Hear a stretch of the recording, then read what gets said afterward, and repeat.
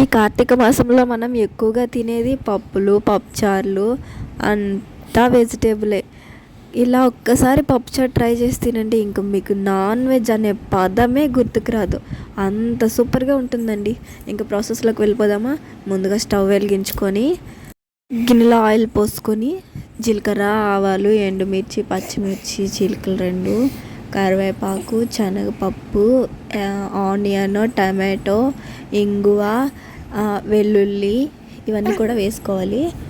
ఇప్పుడు చింతపండు 10 నిమిషాలు ముందుగా నానబెట్టుకొని ఉంచుకోవాలి. అది రసం తీసుకుని అందులో వేసుకోవాలి. ముందుగా పట్టుకున్న పప్పు అనేది ఉంచుకోవాలి. ఇప్పుడు చూసారా, రసం అంతా మంచిగా మరిగింది.